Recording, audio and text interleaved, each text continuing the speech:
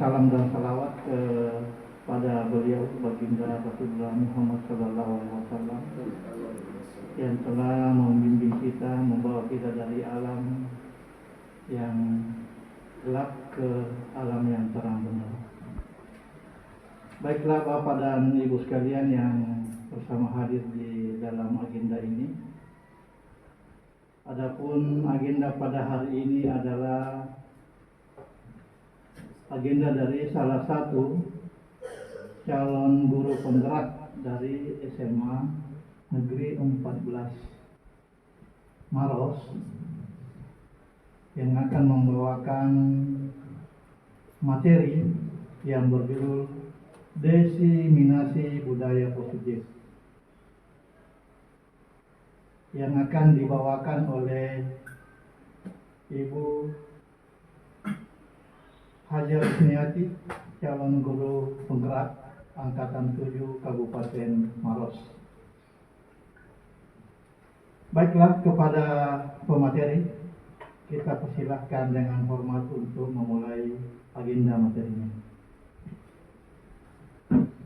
Terima kasih moderator. Jadi saya berdiri, mumpung masih kuat untuk berdiri.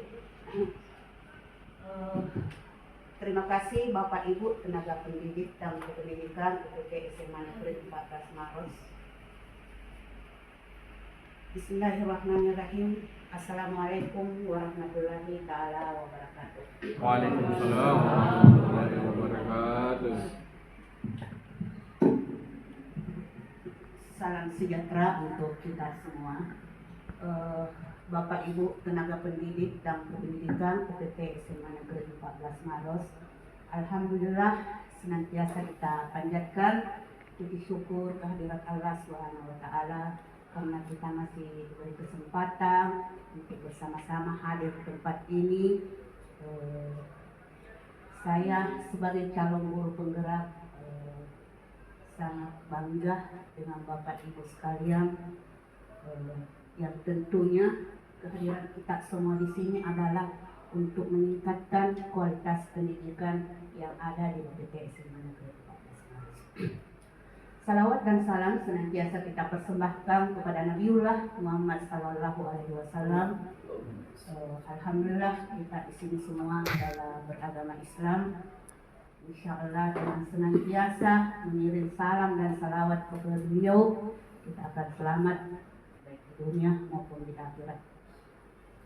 Baik Bapak Ibu tenaga pendidik dan kependidikan, pada kesempatan ini saya sebagai calon guru penggerak Angkatan 7 Kabupaten Maros, kami ada 3 orang dari UPT SMA Negeri 14 Maros yang akan berbagi tentang budaya positif. Nah, tujuannya di sini bagaimana kita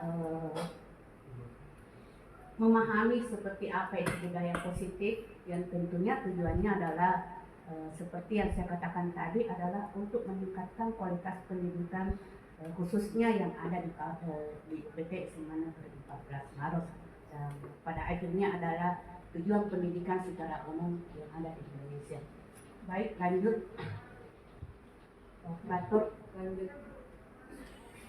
Sebelum kita membahas tentang budaya positif, ada 3 pertanyaan pemantik. Jadi tidak usah dijawab, dalam hati saja. Nanti kita tahu sendiri apa jawabannya sebentar setelah kita mengikuti materi. Ya. Pertanyaan pemantik yang pertama, setujukah atau tidak hukuman dapat mendisiplinkan anak?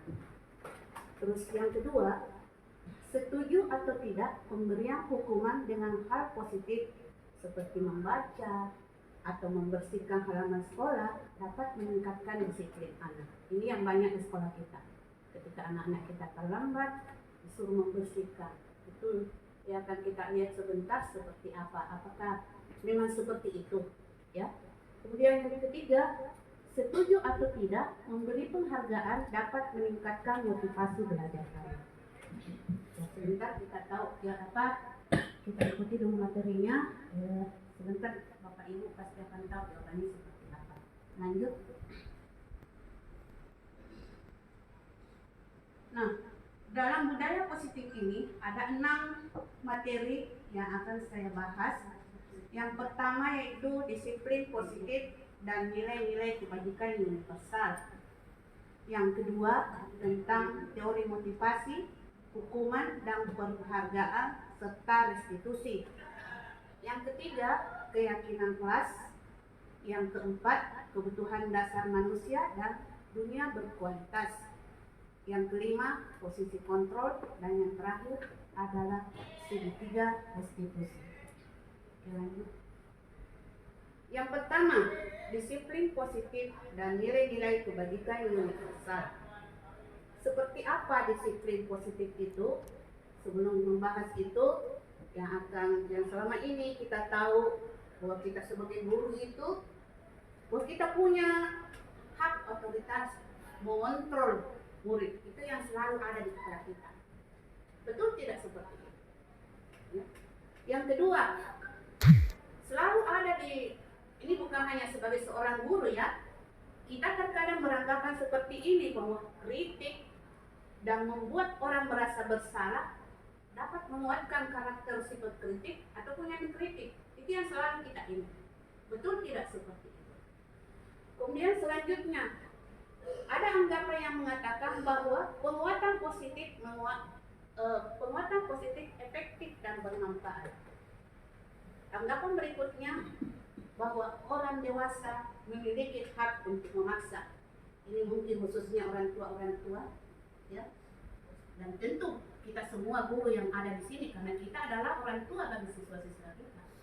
Apakah kita punya hak? Selanjutnya, siapa sesungguhnya yang memiliki posisi kontrol di sini? Ini ada 2 bagian, ada stimulus respon, kemudian bagaimana posisi kontrolnya atau apa, pilihan apa. Yang pertama, misalnya begini, kita ingin mencoba mengubah orang-orang agar berpandangan sama dengan kita. Selalu begitu kita sebagai guru, harus begini, pokoknya harus begini, selalu begitu yang mau kita. Tetapi betul tidak itu? Nah, selalu kita berusaha memahami pandangan orang lain, bahwa pemahaman kita tentunya sama dengan orang lain. Jadi berbagai cara kita paksakan, ya, berbagai cara kita paksakan. Itu menurut kita. Tapi pasti pandangan orang lain berbeda, khususnya kepada siswa-siswa kita.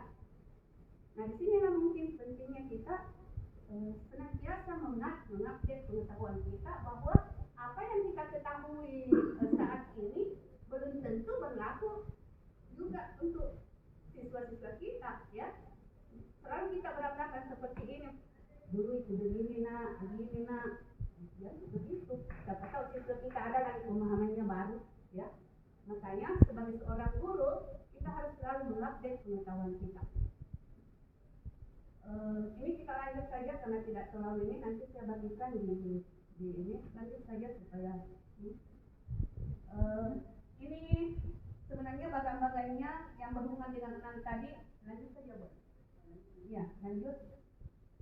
Nah, sebelum saya lanjut, harus tahu dulu makna disiplin. Seperti apa itu makna disiplin? Yang ada di pengalaman kita, budaya kita, khususnya di Maros nih, Sulawesi Selatan, saya tidak tahu kalau di Jawa.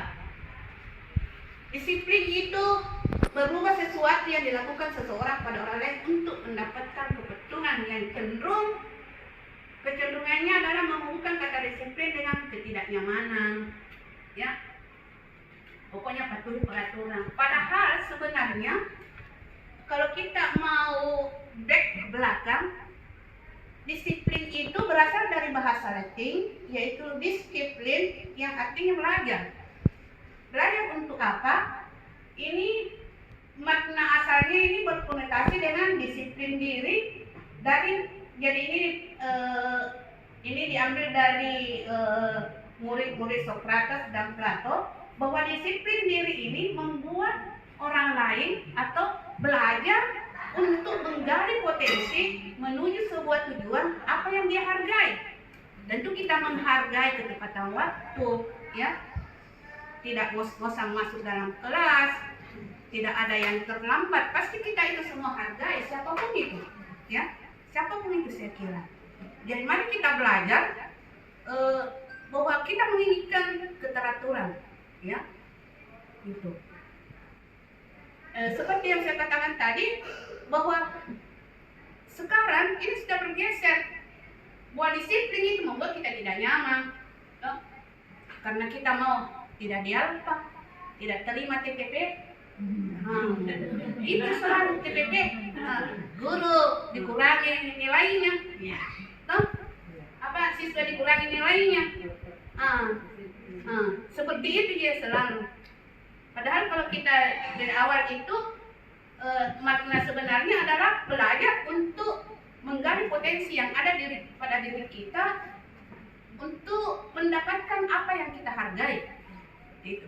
Oke, lanjut. Selanjutnya, nilai-nilai kebajikan universal. Sebagaimana diketahui bahwa nilai-nilai kebajikan universal yaitu adalah sifat-sifat positif manusia yang merupakan tujuan mulia yang ingin dicapai setiap individu. Ya. Nilai-nilai tersebut pastilah bersifat universal. Ya. Kita menghargai keindahan, keamanan, kebersihan, tanggung jawab, ya, kedamaian, semua pasti suka kita. Ya. Kemudian ini juga memiliki suatu tujuan. Nah, dengan mengaitkan nilai-nilai kebajikan yang diyakini seseorang, maka motivasi intrinsiknya akan terbangun. Nah, itu tadi, kalau kita sudah belajar menggali potensi kita untuk mendapatkan tujuan apa yang kita inginkan, keteraturan, kedamaian, itu insya Allah akan muncul dalam diri kita motivasi intrinsik. Ini yang susah. Nah, pada diri kita sebagai seorang guru susah, karena kenapa? Kita masih kadang tidak terlambat karena mau dibilang ini, ya, tepat waktu karena mau pencitraan atau apa. Tapi saya kira Bapak Ibu guru atau teman-teman tenaga pendidik yang ada di sini tidak seperti itu. Oke, kita lanjut. Nilai-nilai kebajikan sebenarnya yang ingin dicapai oleh setiap, khususnya yang ada di Indonesia, yaitu berdasarkan profil pelajar Pancasila. Seperti apa profil pelajar Pancasila? Ada 6. Yang pertama yaitu beriman, bertakwa kepada Tuhan Yang Maha Esa, dan berakhlak mulia. Tentu kita menginginkan anak-anak kita bagaimana menghargai yang beda keyakinan, bagaimana dia menghargai agamanya. Ya, salah satu bentuk menghargai agamanya ketika literasi tidak disuruh-suruh lagi bawa kitab suci, ya, pasti dia bangga.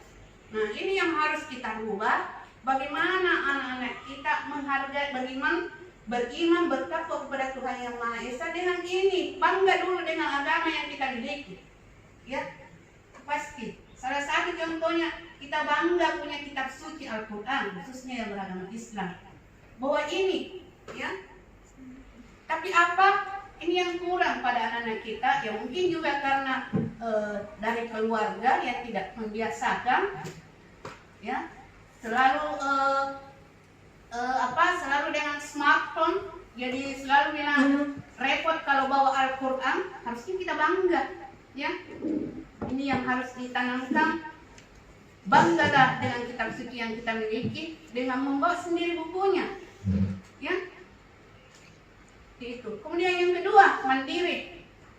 Kalau mandiri itu tadi pasti sudah ada nih sifat instruktifnya. Tidak disuruh-suruh aku kok masuk ke dalam kelas kalau bunyi bel, ya, seperti itu. Berikutnya, bernalar kritis. Bernalar kritis tentu dia harus pasti dia sudah bisa membedakan yang mana yang hoax, yang mana tidak hoax. Sebelum di-share ke grup, pasti dibaca baik-baik dulu, betul tidak ini informasi. Begitu juga dengan kita Bapak Ibu tenaga pendidikan. Jadi sebelum anak-anak kita memiliki karakter profil pelajar Pancasila, tentu kita juga harus ini kalaupun belum, sembarilah sama-sama kita menumbuhkan dalam diri kita dan sembari menumbuhkan kepada anak-anak kita. Gitu. Berkebinekaan global. Berkebinekaan global, bagaimana kita menghargai budaya orang lain. Dan tentu juga kita harus bangga dengan budaya kita. Ya, makanya di Sulsel itu setiap ada perayaan Hari Sumpah Pemuda, itu saya lihat, kita perhatikan Bapak Ibu, kita disuruh memakai pakaian adat kita. Itu adalah salah satu tujuannya untuk bagaimana kita bangga dengan budaya yang kita miliki. Ya, bahwa seperti ini pakaian baju bodo, jangan sampai tidak ada di baju bodo, tak? Nanti anak-anak kita tidak tahu yang mana itu baju bodo asli yang sebenarnya. Ya, bagaimana yang baju bodo yang berasal dari Majene, Mandar, bagaimana kalau dia Bugis, apa warnanya kalau dia keturunan raja, apa warnanya kalau dia sudah janda, apa warnanya kalau dia sudah tidak mau menikah, apa warnanya kalau dia masih gadis, semua itu ada. Nah, ini harus dipertahankan, ya. Bergotong royong untuk kita sebagai tenaga pendidik dan kependidikan, bagaimana kita berbagi, saling bahu-membahu ketika ada masalah. Tetapi kita tidak bisa bergotong royong kalau Bapak Ibu tidak bisa mengungkapkan permasalahannya, ya kan? Apa permasalahan kita dalam mengerjakan perangkat pembelajaran RPP? Ya kan? Sudah. Tapi ketika ditagih tidak sudah. Itu kan masalah. Itu. Berikutnya, kreatif. Sebagai tenaga pendidik dan kependidikan, tentu kita ini dituntut untuk selalu kreatif sebelum anak-anak didik kita. Kita mau anak didik kita kreatif, tapi kita sendiri gurunya tidak kreatif. Bagaimana?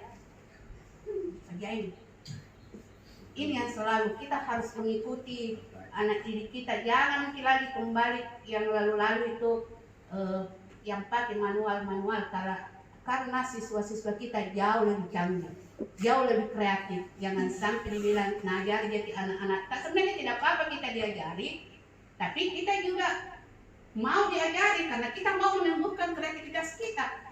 Kalau memang tidak tahu, belajar sama siswa kita supaya kelihatan keren juga, ya. Selanjutnya berikutnya teori motivasi, hukuman, penghargaan dan restitusi. Lanjut. Teori motivasi perilaku manusia.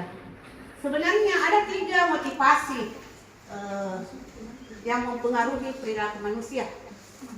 Yang pertama yaitu untuk menghindari hukuman, ya. Ini yang banyak. Kita tidak, itu tadi yang saya katakan di awal, kita tidak mau terlambat karena tidak mau dikurangi CPP kita dari Bapak Ibu guru, dikurangi honornya, dipotong gajinya, seperti itu, ya. Kalau siswa kita dihukum, apakah membersihkan di halaman, membersihkan WC, atau apa bentuk hukuman yang lain, ya, supaya itu dia untuk menghindari itu, maka dia tidak mau melanggar, dia tidak mau melanggar seperti itu. Jadi pasti dia sering terjadi pertanyaannya, kalau saya tidak melakukan ini, apa yang terjadi? Tapi ini sifatnya masih eksternal. Artinya apa? Karena pengaruh orang lain, ya, sehingga kita berlaku seperti itu. Selanjutnya, untuk mendapatkan imbalan. Jadi motivasi selanjutnya imbalan atau reward, hadiah atau penghargaan. Kita mau, misalnya kita iming-iming siswa, siapa yang datang ini tepat waktu, saya kasih hadiah. Seperti itu. Bapak Ibu guru yang kurang ininya dapat ini, begitu kan? Dapat bonus. Ya, tes. Tapi kita berada di posisi di mana? Atau kita masih dominan yang mana ini? Iya, 1 oke, 2 oke. Ini juga masih bersifat eksternal karena masih dorongan dari luar gitu. Kemudian motivasi berikutnya Ini dalam diri kita, berasal dari dalam diri kita, yang bersifat instintif. Saya melakukan ini, no problem. You mau suka, mau tidak suka, yang jelas saya mau datang tepat waktu. Saya mau tepat waktu mengerjakan tugas. Pasti efeknya ke depan saya pasti nikmati, ya kan? Kita sampaikan pada siswa-siswa kita, kalian terbiasa datang tepat waktu, pasti ke depan kalian dapatkan hasilnya. Ketika bekerja, turun ke lapangan, senantiasa tepat waktu menyelesaikan laporan, menyelesaikan perangkat pembelajaran bagi bapak ibu guru, ya, menyelesaikan nilai-nilainya anak didik kita.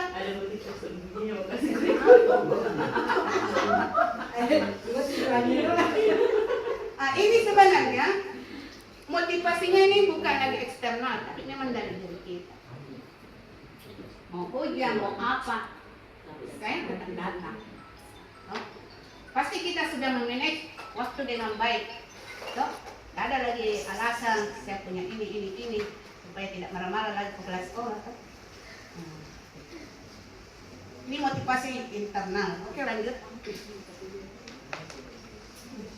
Nah, sebenarnya kalau kita sudah terbiasa dengan motivasi internal, sebenarnya itu kita sudah merdeka, bebas nilai, ya.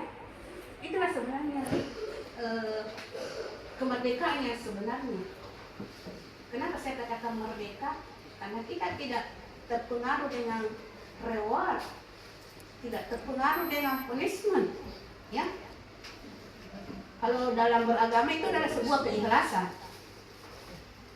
Dalam beragama pun saya kira seperti itu. Terkadang kita begini beragama, mau melakukan ini karena tidak mau masuk neraka atau mau masuk surga. Seperti ini eksternal. Yang seharusnya kalau kita beragama karena kecintaan kita kepada Tuhan. Nah, itu ya, kalau kita kembali kepada agama. Lanjut.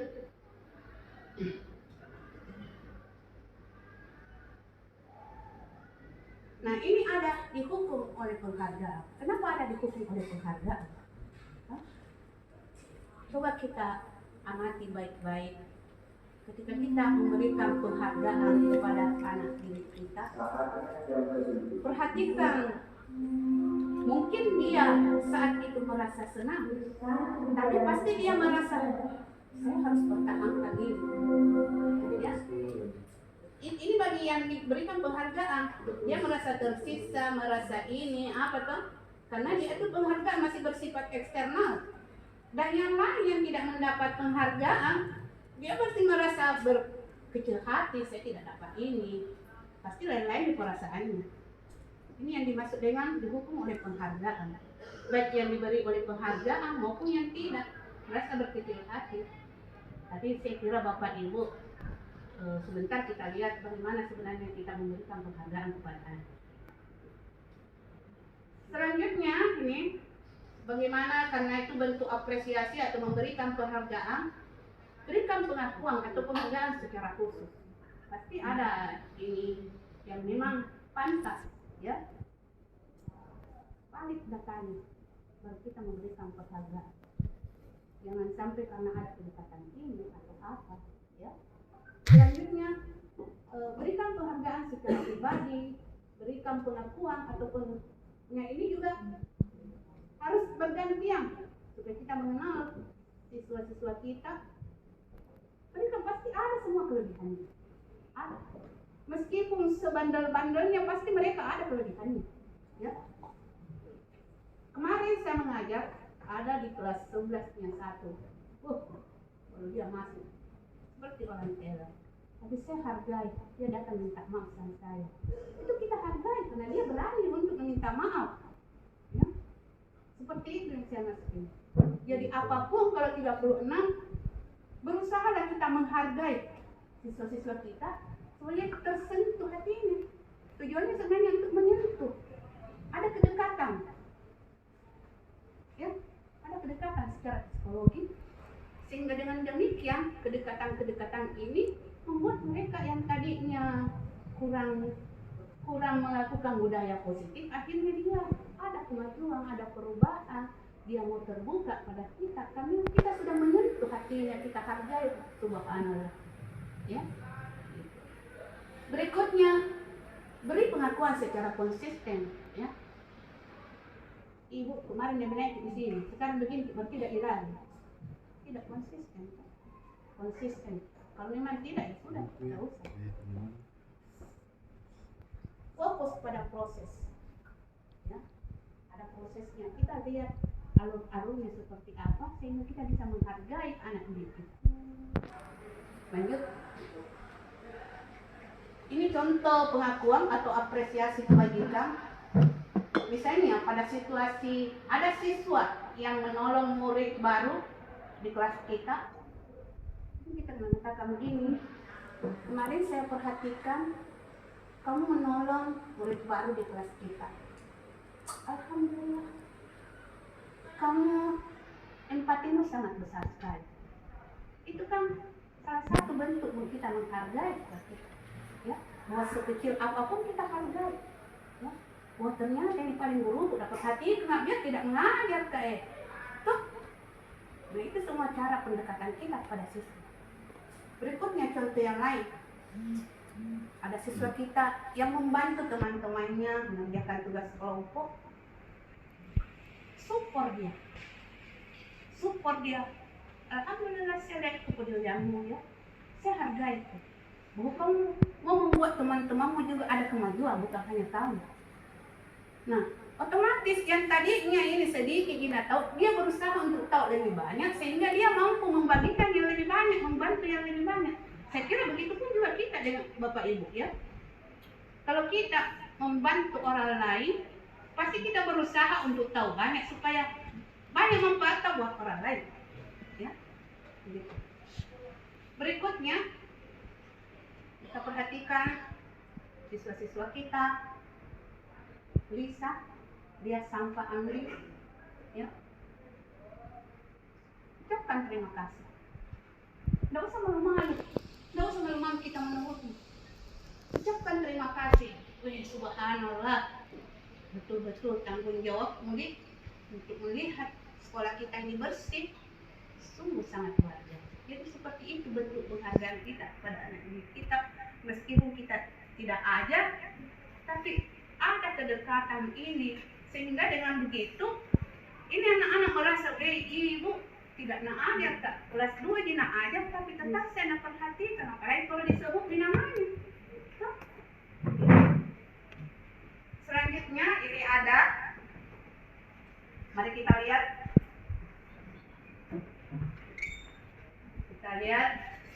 ini baris pertama, ini ada tindakan guru. Kita pilih apakah hukuman atau konsekuensi, ya. Mencatat 100 kali di dalam buku dengan kalimat saya tidak akan terlambat lagi.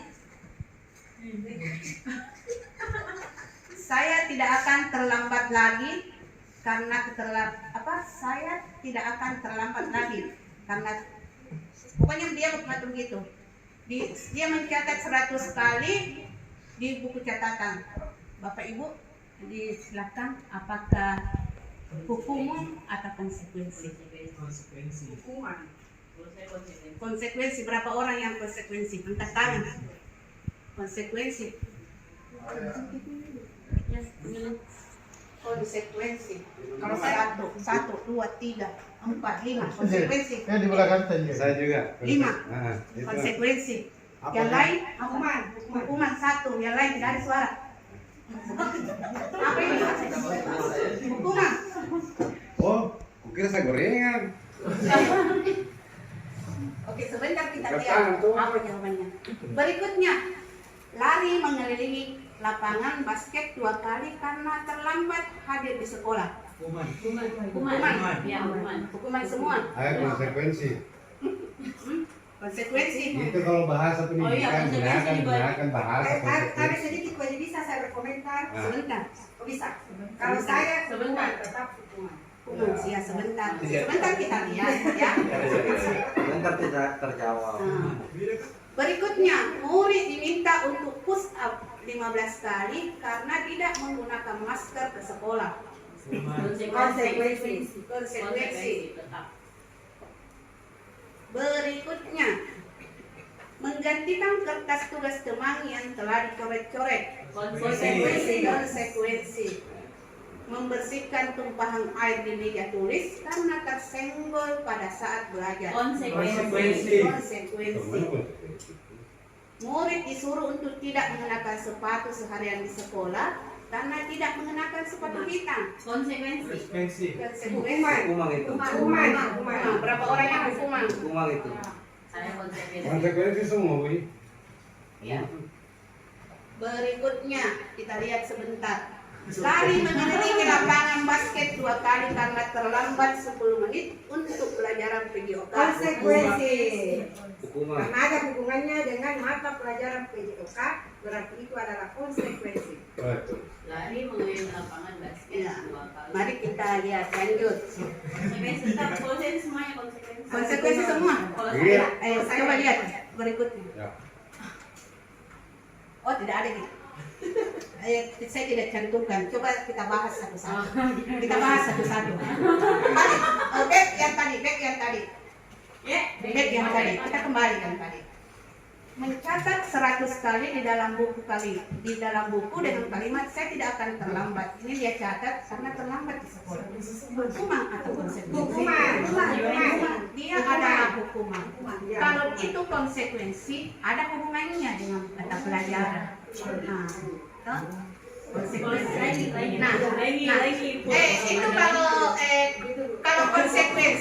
kalau konsekuensi itu dia kayak melanggar peraturan yang sudah disepakati bersama, ya, dan ada hubungannya dengan mata pelajaran itu, dan sudah kita sepakati, itu konsekuensi.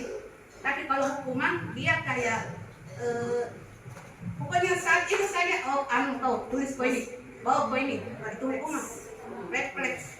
Tidak secara tertulis ada di poin-poin ini. Nah, berikutnya, jadi ini yang pertama hukuman, yang kedua lari mengelilingi lapangan basket 2 kali karena terlambat hadir di sekolah. Hukuman. Ya, hukuman. Berikutnya, murid diminta untuk push up 15 kali, kan 15 kali dia hukuman juga. Hukuman juga, bukan konsekuensi. Berikutnya, menggantikan kertas tugas teman yang telah dicoret-coret. Karena itu pasti ini, ada namanya etika. Berikutnya, membersihkan tumpahan air di meja tulis karena tersenggol pada saat belajar, ini konsekuensi. Murid disuruh untuk tidak mengenakan sepatu seharian di sekolah karena tidak menggunakan sepatu hitam. Berikutnya, lari mengelilingi lapangan basket 2 kali karena terlambat 10 menit. Ini adalah konsekuensi.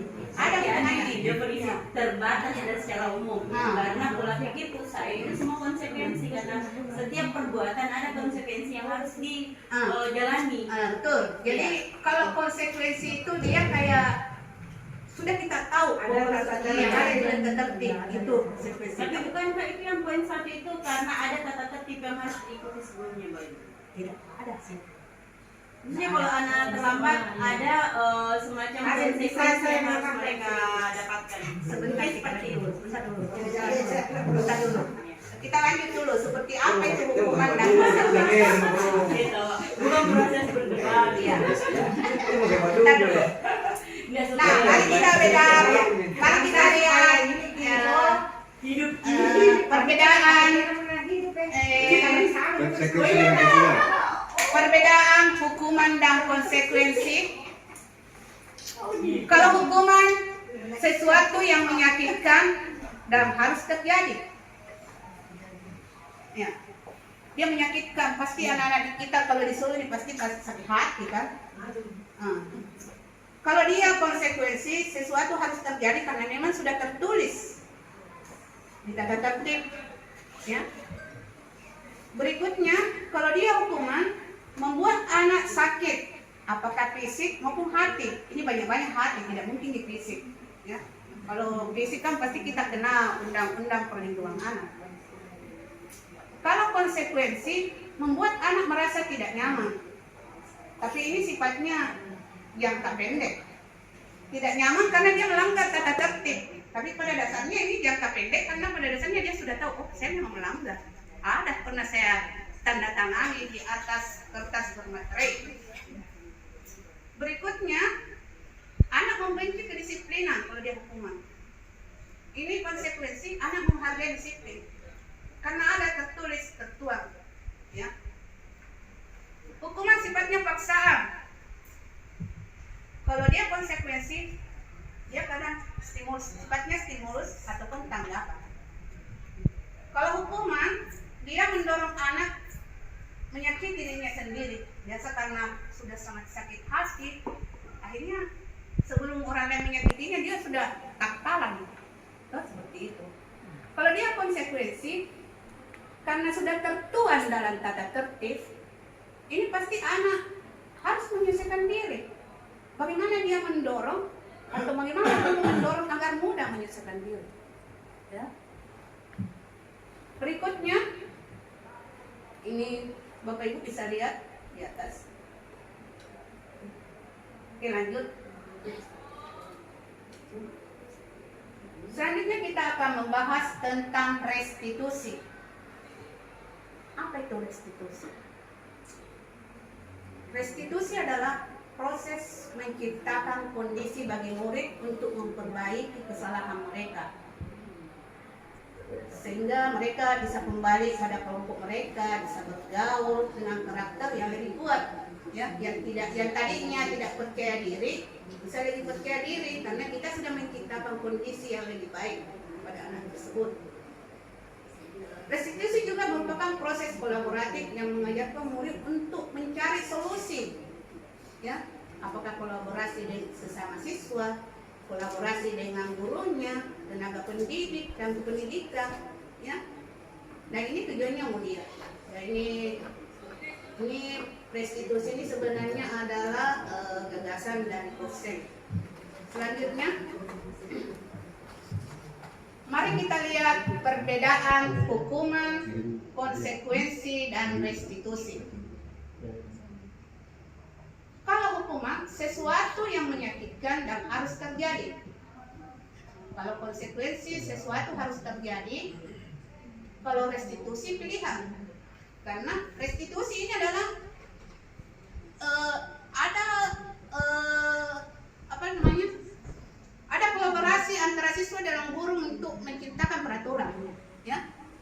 Kalau tidak ada berarti itu adalah peraturan sendiri. Kalau kita di sekolah kita belum ada restitusi, ya, karena tata tertib dibuat oleh pihak sekolah, gitu. Selanjutnya, hukuman bersifat tidak nyaman dan ini bersifat jangka panjang. Kalau konsekuensi dia jangka pendek, karena pada akhirnya siswa kita menyadari bahwa itu memang yang salah, saya sudah melanggar tata tertib yang sudah saya tanda tangani, ya. Kalau restitusi, ini anak-anak kita dia merasa dikuatkan karena dia sadar bahwa saya memang sudah pernah buat perjanjian keyakinan kelas bersama guru, sehingga dia merasa kuat, ya. Itu. Selanjutnya,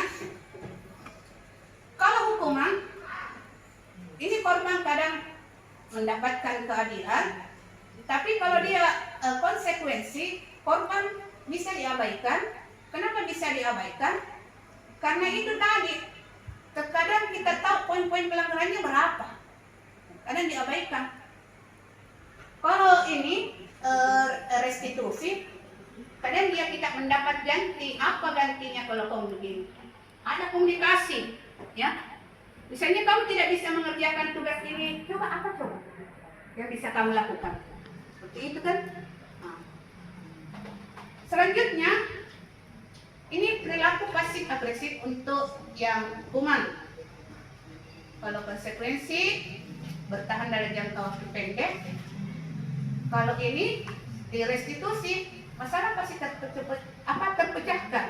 Karena masalah di sini diuraikan.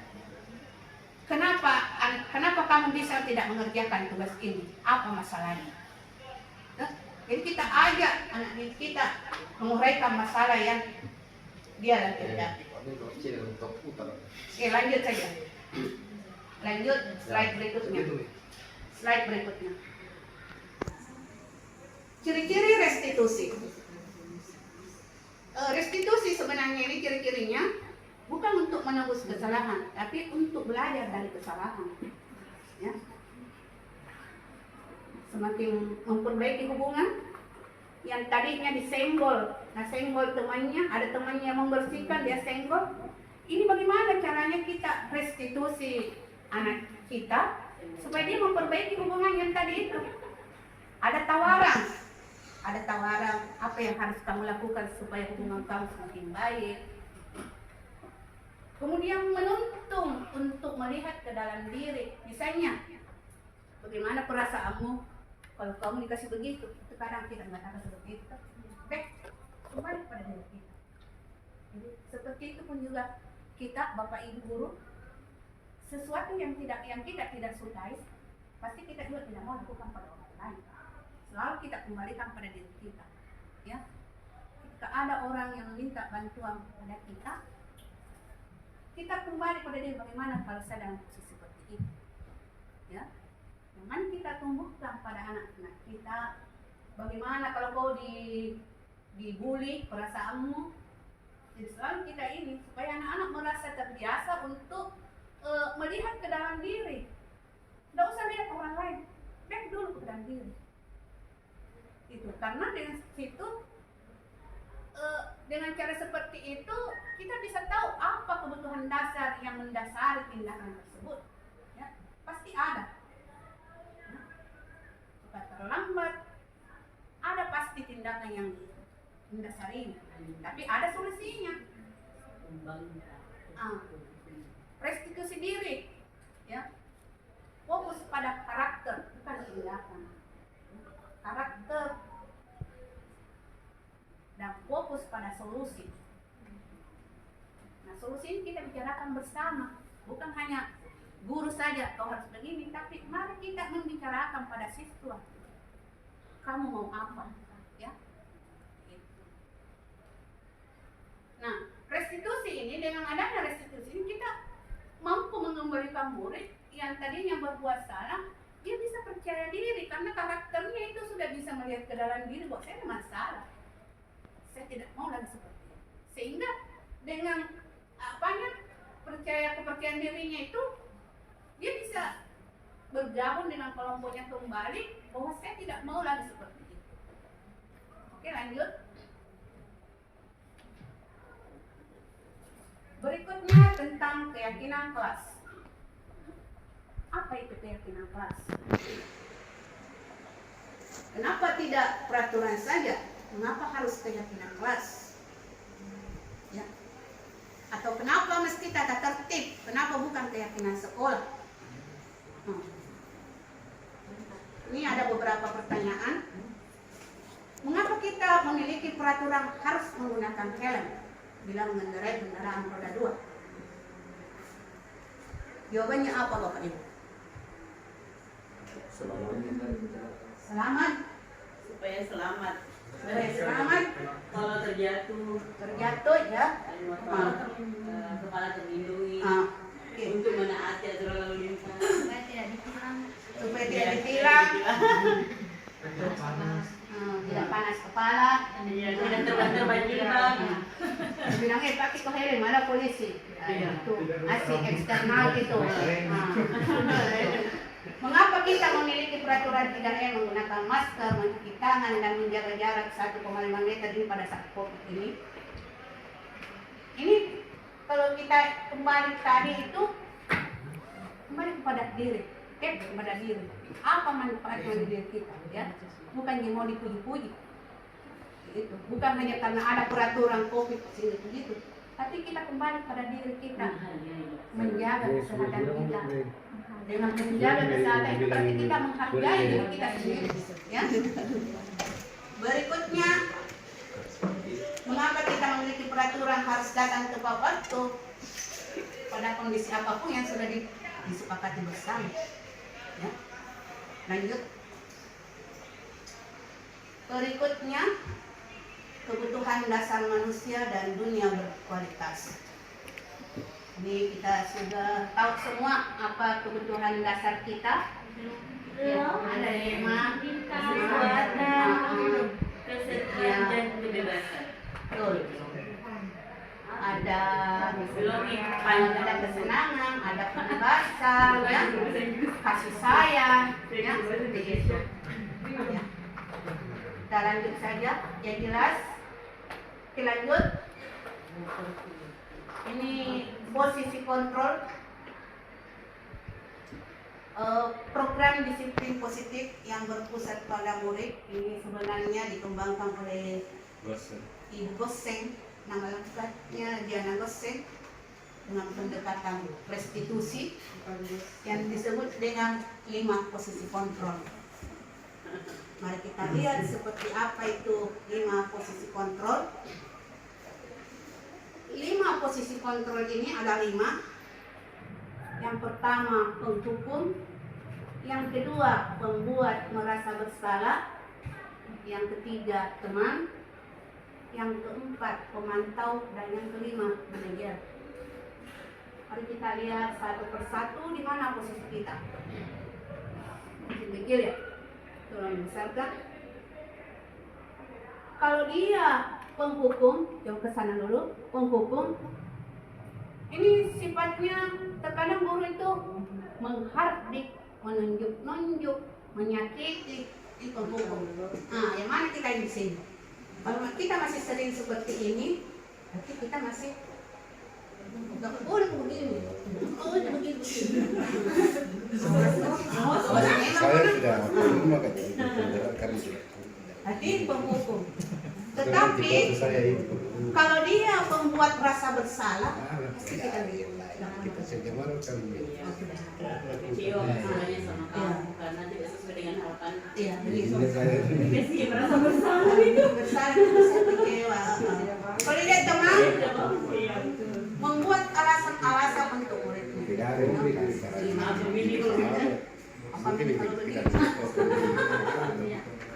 Kalau pemantau menghitung dan mengukur, ini sifatnya karena ada kata tertib. Kau itu banyak pelanggaran begini. sekarang. Kemarin kau melanggar, ini lagi melanggar. Ini pemantau ini. Dan pemantau itu kemarin kau terlambat begini, ini kau mesti dengar. Seperti itu. Kalau manajer selalu mengajukan pertanyaan. Kenapa begitu kenapa bisa kau terlambat begini? Bagaimana perasaanmu? Berikutnya, ya ini kamu tidak namanya awas dia tetap penilai. Ini banyak, jangan tidak usah nih, bukan sedikit, pasti kita ini sering. Nah, ini membuat rasa bersalah. Kamu seharusnya kamu sudah tahu. Ibu lelah sekali mengatakannya. Ibu stres selalu mengulang-ulang. Ada yang seperti ini. Capek saya melihat begitu. Siapa itu yang selalu begitu? Ini ada siswa, ada. Di sini ada siswa. Siapa yang biasa yang begitu? Siapa? Yang mau takut nak? Saya lindungi siapa juga. Ini semua guru-guru yang mengajar di kelasnya. Siapa guru penghukum? Kalau saya merasa aja semuanya. Oke. Ada semua kan di kategori. Kalau dia teman, ayolah lakukan dari ibu. Masa kamu tidak mau ini? Tuh, selalu. Iya. Ini. Tapi ini jarang ya. Nah ini kalau siswa ada dapat tuang ada sebagai temannya, kalau tidak ada tidak bisa. Ada nandalkan. Ada deketnya. Lain bahaya. Kalau sama guru lain nih terkadang ini kenapa lagi sama dia? Ya, ada merasa teman, ada guru yang anggap sebagai teman, sebagai dekeng. Seperti ini sebenarnya. Tapi kalau dia sebagai manajer, mana tadi? Manajer, pemantau guru mengatakan apa peraturannya? Pasti dibukakan kata tertibnya. Ini kok bukan lagi dalam kertas membaca rege. Apa itu? Penggunaan HP terlambat, tidak soleh, semua ada poin-poinnya. Itu kalau pemantau, jelas poin-poinnya. Baca itu peraturannya. Tapi kalau dia manajer, selalu apa yang kita yakini, toh? Selalu kita bertanya, toh? Kembali kepada diri, toh? Apa yang bisa kau kerjakan untuk memperbaiki masalah ini? Didorong anak untuk mencari solusi menyelesaikan masalahnya sendiri. Ayo apa yang bilang, jawaban anak. Udah aku tahu masalahku. Ya, itu juga sih. Tapi mudah-mudahan selepas ini mari kita membiasakan diri, karena dia betul itu. Anak-anak tidak tahu apa masalahnya. Tujuan hidupnya saya tidak tahu. Betul. Tapi mari kita latih anak-anak kita, mudah-mudahan selepas ini kita bisa anak-anak tahu. Dia tahu, mereka tahu yang mana dikatakan masalah, sehingga dengan pengetahuan itu mereka bisa mencari solusi. Ya, apa yang bisa dia lakukan? Terkadang begini, anak-anak kita itu tidak tahu membahasakan. Sebenarnya dia ada di dalam pikirannya, tapi dia tidak tahu membahasakan seperti apa. Ya, berikutnya, ini kadang coba di ini. Ini langsung saja, kalau dia penghukum dampak pada murid, ini pasti mengulangi lagi, besok terlambat, kalau begitu tuh ulangi lagi, tidak gerak. Ini kamu murid berkata di atas mengajar, marah-marah lagi. Ya begitu gitu. Gitu saja. Kalau dia ini merasa bersalah, merasa rendah diri, dekna. Iya. Merasa Maafkan kayak gini, iya, udah tidak ulangi lagi. kalau dia sebagai teman lemah, tidak mandiri karena tidak ada yang dia kenal. Tidak ada nih, kalau pindah nih, apa tidak ada nih, Ini pensiun pernah dia kejadian kenal, di Bali. pensiun dia kenal apa? Ini saya pikir bapak atau ibu teman saya ternyata begitu dia balik. Ya begitu, toh. Ini banyak Murid nih. berkata. Kita lihat selanjutnya yang dibawa. Yang dibawa Wanti, silakan. Ya. Ini kalau dia manajer, bagaimana mengevaluasi diri, bagaimana cara memperbaiki diri. Ya. Nah, mari kita identifikasi diri kita Bapak Ibu, di mana Ki, ya, di mana yang dominan, ya. Kemudian mulai Mana yang dominan, ya. kasih siswa bagaimana? Ya. Jadi manajer. Hari ini kita perlu kayaknya melakukan kuesioner. Betul. Toh? Sudah ya, itu bagus begitu. Supaya tahu kita. Kuesioner anonim. Itulah supaya diagnostiknya ketahuan itu dulu. kita ini masuk. Jadi dengan pilihan ini kita ini guru pemantau, membuat rasa bersalah teman, atau ini penghukum atau manajer. Oke, bisa. Bisa kayak ini. Oke, lanjut. Ini ada kasus. Sabrina mau. Sabrina, aku suka emang terlalu Sabrina. Ini ada kasus. Kalau dikecilkan dulu, tidak bisa dibaca seutuhnya. Ya, saya nanti saya lihat. Oke, ini ada kasus. Sabrina hari itu bangun terlambat dan terburu-buru sampai di sekolah. Dia pun akhirnya sampai di gerbang sekolah, tapi baru menyadari kalau tidak menggunakan sepatu hitam seperti tertera di peraturan sekolah. Di depan pintu kelas, Bapak Lukman memperhatikan sepatu Sabrina yang berwarna coklat. Sabrina berusaha menjelaskan bahwa dia terburu-buru dan salah mengenakan sepatu. Pak Lukman menanyakan Sabrina, apa peraturan sekolah tentang seragam warna sepatu? Sabrina menjawab, sudah mengetahui sepatu harus berwarna hitam. Namun terburu-buru dan salah mengenakan sepatu, selain tidak mungkin kembali pulang karena rumahnya jauh sekali, Pak Lukman tetap bersikeras pada peraturan yang berlaku dan mengatakan, ya sudah, kamu sudah melanggar peraturan sekolah, kamu salah, sudah terlambat, salah pula warna sepatunya. Segera buka sepatumu, kalau tidak bisa mengenakan warna sepatu sesuai peraturan. Lanjut. Sabrina meminta maaf dan memohon kembali kepada Pak Lukman agar tetap dapat mengenakan sepatunya dan berjanji tidak akan mengulangi kesalahannya. Namun Pak Lukman tidak mau tahu. Tidak, kamu telah melanggar peraturan sekolah. Kalau tidak sanggup ambil sepatu di rumah atau diantarkan sepatu ke sekolah, ya sudah, kamu tidak bersepatu saja seharian di sekolah. Sekarang copot sepatumu dan silakan belajar tanpa sepatu seharian. Sabrina pun dengan berat hati mencopot sepatunya dan memberikan kepada Pak Lukman. Seharian dia tidak berani berkeliling sekolah karena malu dan lebih banyak berdiam diri di kelas tanpa alas sepatu. Nah, berdasarkan kasus ini ada tadi 5 posisi kontrol. Bagaimana posisi kontrol ini Pak Lukman? Kalau saya penghukum, kemudian masuk juga di pembuat rasa bersalah. Mungkin masuk kalau saya dirasa bersalah. Siapa? Penghukum. Jadi dia bisa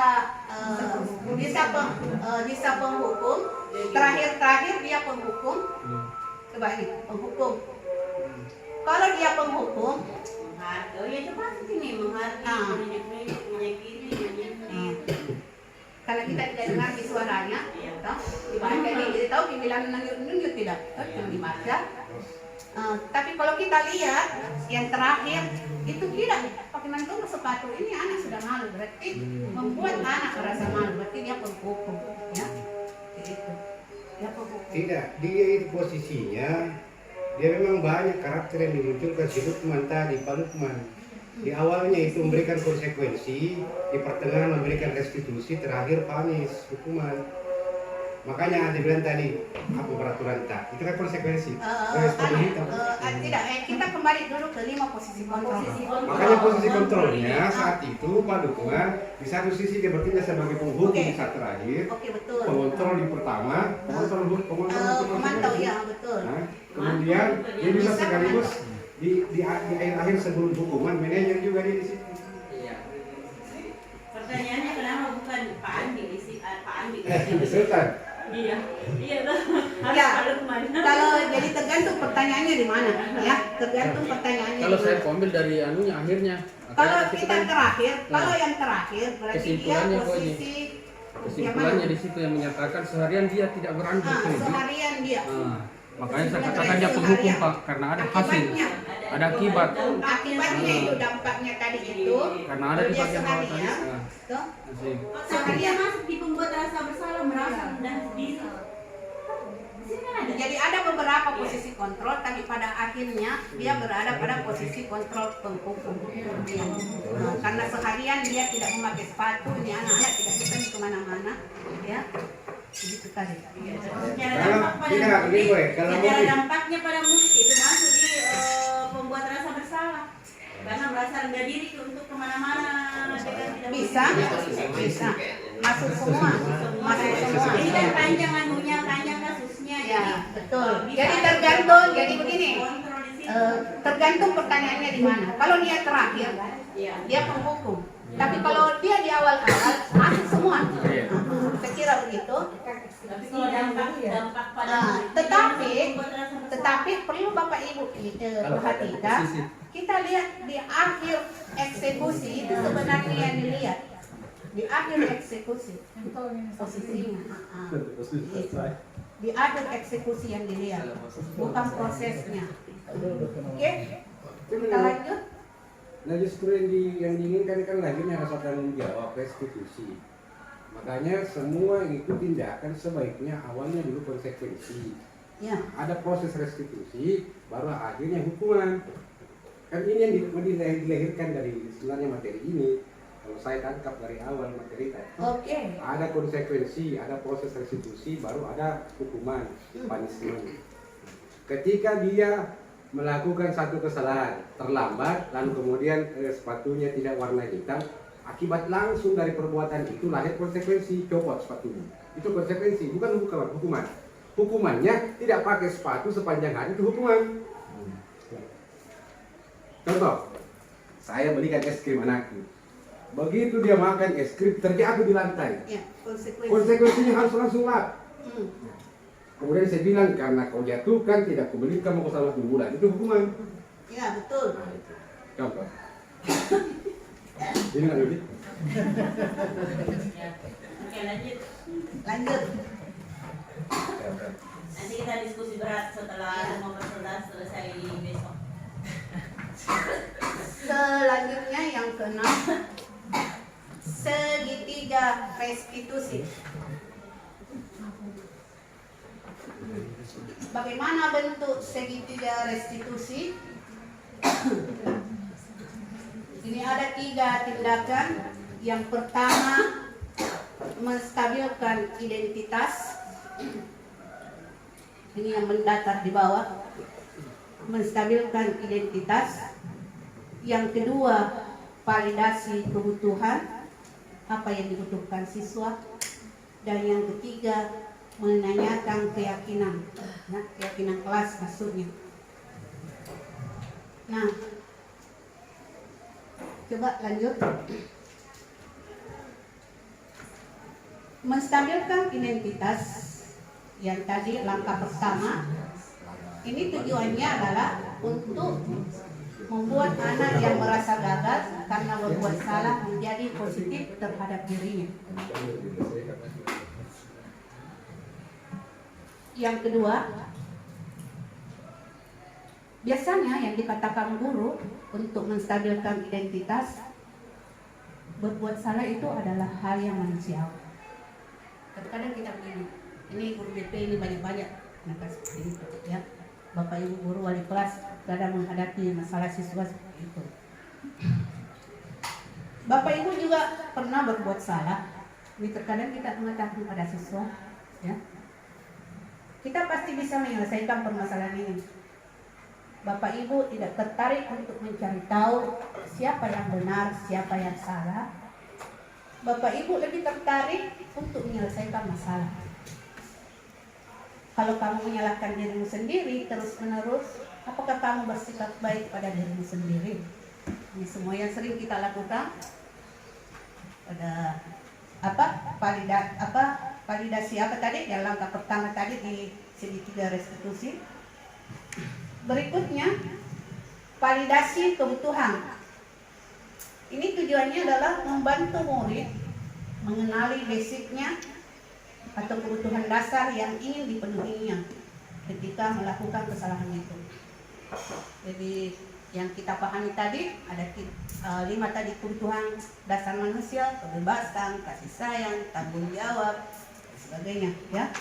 Nah, pada dasarnya setiap tindakan manusia itu tujuannya adalah memenuhi kebutuhan dasar. Ya. Apakah itu penguasaan, kebebasan, kasih sayang, dan rasa ingin diterima, kesenangan, atau bertahan hidup. Seperti ini gitu. Sehingga dia melenceng dari peraturan. Ya. Mari kita lihat seperti apa anak-anak kita. Nah, yang sering dikatakan guru, kamu bisa saja kamu melakukan hal-hal yang lebih buruk, tapi kamu tidak melakukannya kan? Kamu pasti punya alasan kenapa kamu melakukannya. Kalau kita tanya siswa-siswa kita, kalau tidak mengerjakan tugas, tanya alasannya kenapa. Tidak masuk tepat waktu, tanya. Bapak Ibu guru tidak masuk tepat waktu, apa alasannya? Tanya. Kepala sekolah harus tanya. Apa yang penting bagi kamu? Kamu boleh tetap berusaha menjaga sikap itu, tapi tambahkan sikap yang lain yang baru. Ya. Maukah kamu belajar cara lain untuk mendapat yang kamu butuhkan tanpa harus memukul, tanpa harus mengganggu temanmu, tanpa harus tidak terlambat ini, tidak menyontek. Kasih semua pilihan-pilihan itu. Kasih pertanyaan, bisa melakukan dengan lebih baik besok lagi atau lain waktu, seperti itu. Sentuh hati mereka, ya. Ini mungkin yang kurang kita karena itu bisa dipahami karena kesibukan kita, terlalu banyak tugas. Tapi ini adalah tanggung jawab kita, bagaimana menyentuh anak-anak kita supaya lebih baik, ya. Jadi bukan kita dianggap musuh, dianggap kalau tidak belajar senang, ya, dianggap beban kalau ada tugas. Berikutnya, menanyakan keyakinan. Ini bukan keyakinan tentang agama, ya. Mumpung ada guru agama di sini, bukan itu Pak maksudnya. Tapi keyakinan di sini tentang kesepakatan yang sudah disepakati bersama, ya, antara siswa dengan guru ketenangan, keindahan, kebersihan, semua pasti suka itu. Itu ditulis, ditulis itu. Kalau sudah melanggar baru kita ingatkan. Ini kita sudah yakini semua ini bagus. Ya. Nah ini menanyakan keyakinan, apa tujuannya? Ini supaya anak melihat kesalahannya dihubungkan dengan norma sosial dan nilai-nilai yang mendasari manusia berinteraksi dengan orang lain. Nah sering kita bertanya, apa nilai yang kita percaya di kelas atau sekolah kita? Nilai-nilai universal apa yang telah kita sepakati?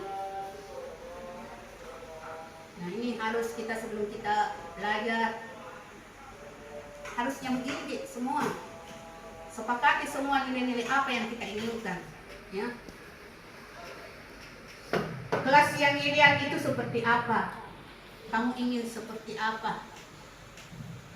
Apa yang kamu rasakan ketika kamu melakukan itu? Kamu mau menjadi orang seperti apa?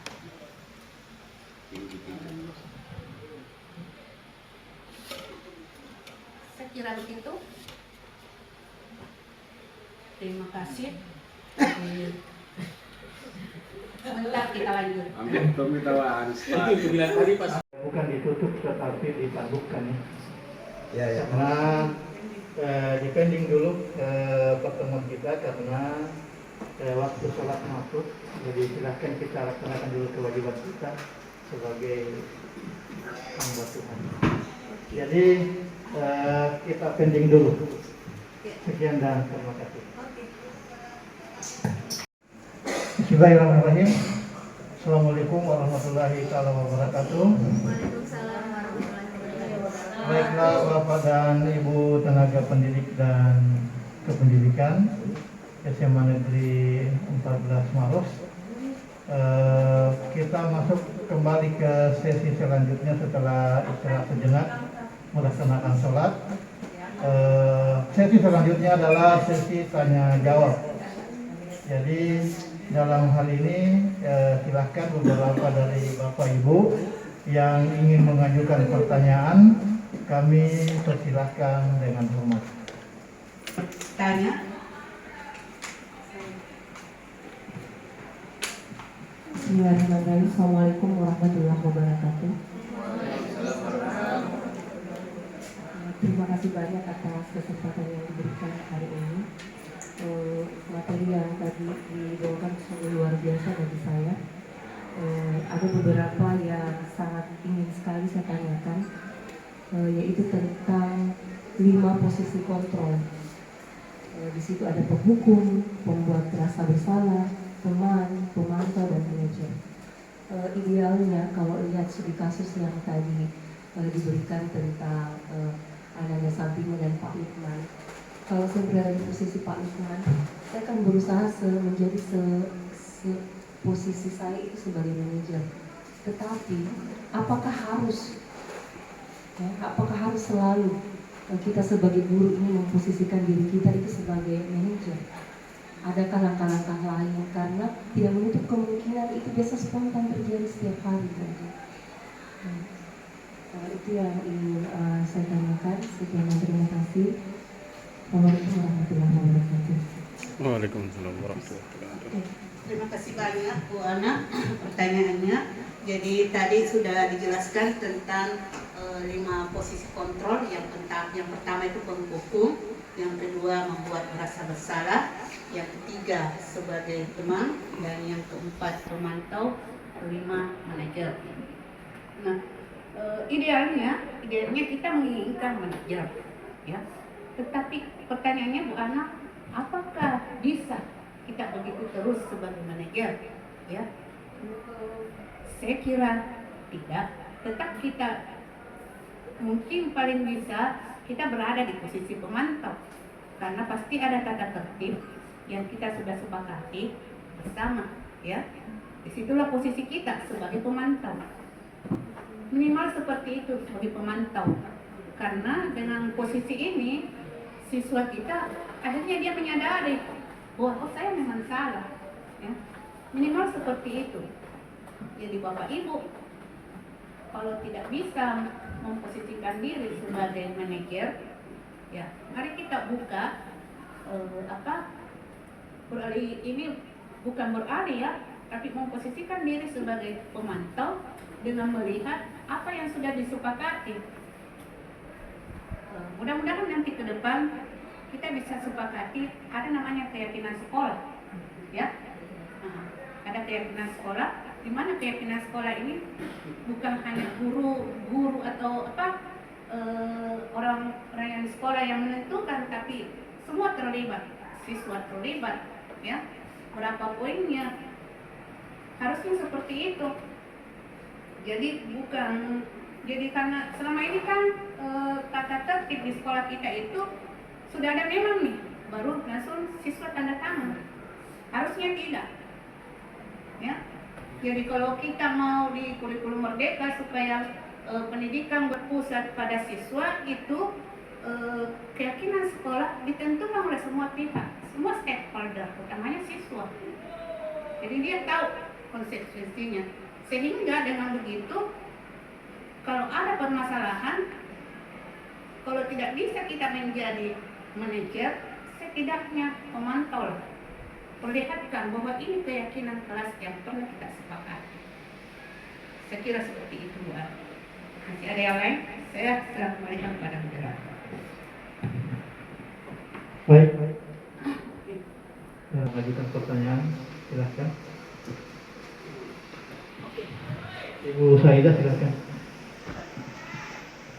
Maaf, saya berdiri karena saya suka berdiri. Ibu Haji sudah menjelaskan kepada kami tentang budaya positif. Ini sangat mencerahkan khususnya bagi saya, karena dengan mengetahui budaya positif itu kita dapat menciptakan nantinya suasana belajar yang kondusif pada peserta didik atau murid, sehingga peserta didik nantinya bisa belajar dengan tenang, nyaman, dan aman. Nah,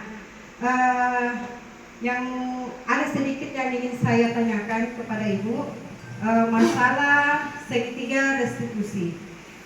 Di sini apalagi namanya tadi ada langkah-langkah segitiga restitusi.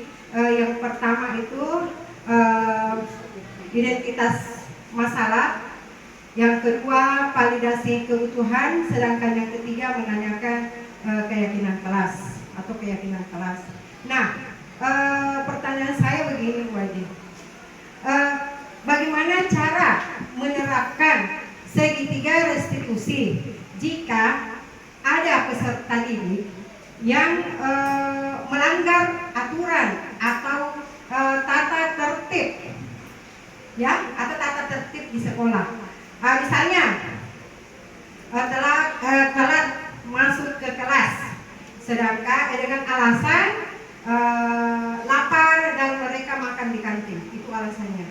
Padahal mereka sudah tahu bahwa ada kesepakatan kelas yang telah disepakati pada awal pembelajaran. Nah, bagaimana cara saya, Bu Haji, menerapkan segitiga restitusi ini? Terima kasih.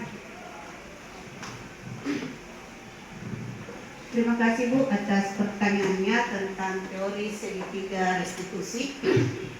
Jadi ini Bu Saida menanyakan ada permasalahan bagaimana kalau siswa terlambat masuk di kelas, masuk belajar. Sebenarnya tidak terlambat, tapi dia langsung ke kantin. Kenapa ya? Seperti itu mungkin, atau mungkin juga terlambat. Apa yang harus kita lakukan? Sementara ini sudah kita sepakati, sudah ada keyakinan kelas. Seperti apa bentuk segitiga restitusinya? Jadi tadi yang pertama itu identifikasi masalah. Identifikasi masalahnya terlambat masuk ke kelas. Yang pertama. Yang kedua, masalahnya dia pergi ke kantin. Toh, kenapa? Karena dia lapar. Itu. Ini kita harus tahu kenapa dia mesti sarapan di kantin. Harus tahu kenapa. Apa masalah di rumahnya?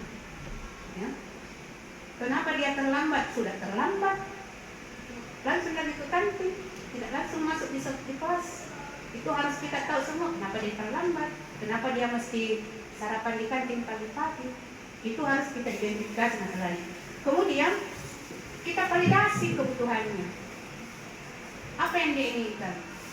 Tuh, tadi dijelaskan kebutuhan dasar manusia, dia harus kenyang dulu, ya, kenyang dulu, supaya tenang belajar, ya. Pasti itu yang diinginkan. Tetapi siswa pasti juga punya alasan, seperti itu yang saya katakan tadi. Pasti punya alasan kenapa seperti ini. Mungkin bisa saja karena di rumahnya tidak ada yang menyiapkan, ya, tidak ada yang membangunkannya sehingga dia terlambat ke sekolah. Itu semua perlu kita tahu permasalahannya, sehingga permasalahan itu kita cari solusinya, kita bantu anak. Ya, kita lanjut tadi ke keyakinan kelas. Pasti semua kita mau keteraturan, kita bertanggung jawab, datang tepat waktu. Itu semua sudah kita sepakati. Tapi kalau masih tetap terulang seperti itu, kita ingatkan saja, karena tidak ada memang yang sempurna.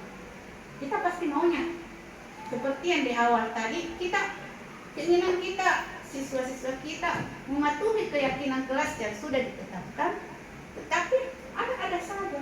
Tapi itulah, ya, namanya manusia, pasti ada saja, ya. Tapi mari kita berusaha selalu mengingatkan. Ingat keyakinan kelasnya seperti ini, kita sudah sepakati, ya. Kita sudah sepakati. Sentuh mereka, masa mau begitu terus?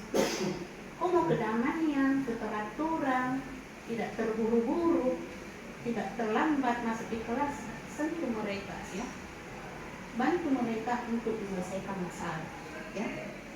Misalnya tidak ada yang siapkan di rumah, bagaimana caranya dia sudah bisa sarapan, memanage waktunya dengan baik? Saya kira begitu. Saya kembalikan pada Mbak. Baik, pertanyaan yang kedua telah dijawab oleh materi. Apa Bapak dan Ibu masih ada yang ingin melakukan pertanyaan, memberikan pertanyaan, atau kita anggap sudah cukup? Bagaimana Bapak dan Ibu?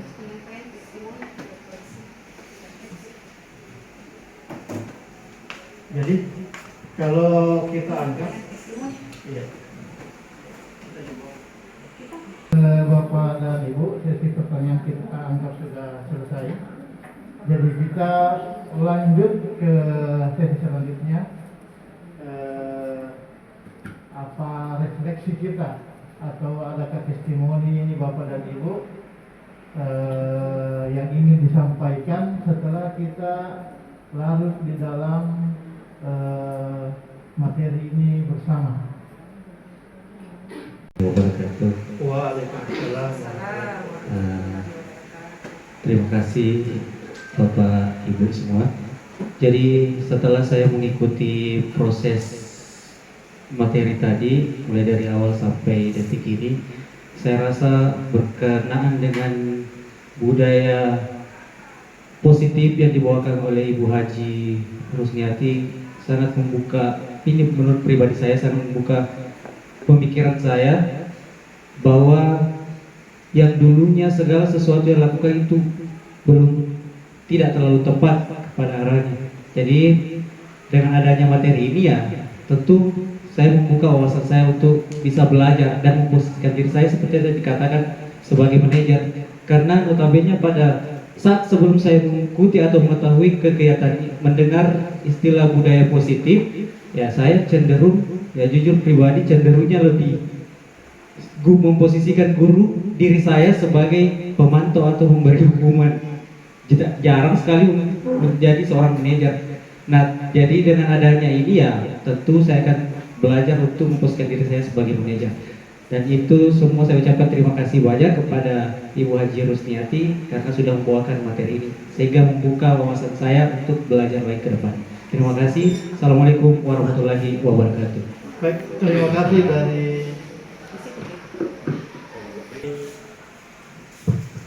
ada lagi testimoni yang terima kasih Assalamualaikum warahmatullahi wabarakatuh. Alhamdulillah, wassalatu wassalamu ala rasulillah. Sebenarnya jujur kita semua guru yang hadir di sini merasa berterima kasih, mengapresiasi apa yang sudah dilakukan oleh Haji Rusniyati Dasir. Kita sekarang menjadi tahu posisi, tugas dan fungsi kita sebagai guru bukan hanya mengajar, tapi lebih daripada itu fungsi mendidik. Ini yang kemudian dominan disampaikan dalam pemaparan ini, bahwa betul selama ini posisi kita sebagai guru dalam mendidik sepertinya gaya-gaya kita banyak-banyak pada punishment atau penghukum siswa. Padahal untuk nilai-nilai edukasi dalam penghakiman atau penghukuman itu sangat-sangat minim. Walaupun ada tapi sangat minim. Dari penjelasan tadi memang kita diarahkan untuk lebih awal diberikan responsibility, rasa tanggung jawab terhadap anak yang baru saja melakukan kesalahan. Nah, ada konsekuensi. Konsekuensi itu akibat langsung dari perbuatan anak itu menumbuhkan tanggung jawab terhadap apa yang baru saja dia perbuat. Lalu kemudian ada proses dan juga disebutkan restitusi. Nah, di akhir baru ada masa penghukuman. Itu adalah akibat dari apa yang sudah dilakukan, dalam hal ini melakukan pelanggaran peraturan. Dan itulah yang sampai hari ini kita semua mungkin tersadarkan posisi, tugas dan fungsi kita sebagai guru. Mudah-mudahan semua kita bisa kembalikan marwahnya guru kepada kitahnya. Kita bukan sebagai penghukum anak-anak di sini, tapi berusaha untuk menemukan rasa tanggung jawab anak-anak peserta didik kita ketika mereka melakukan kesalahan. Terima kasih Ibu Haji Rusniyati Dasir. Penjelasan kita, pemaparan kita sangat bermanfaat bagi kami. Mudah-mudahan ke depan tidak ada lagi anak-anak yang musuhi kita guru-guru, karena kebanyakan permusuhan anak-anak yang guru itu lahir dari salah menangani anak itu sendiri. Terima kasih. Assalamualaikum. Waalaikumsalam. Demikian tadi ada testimoni dari Pak Ahli, kemudian testimoni selanjutnya dari Pak Ustaz Ahmad.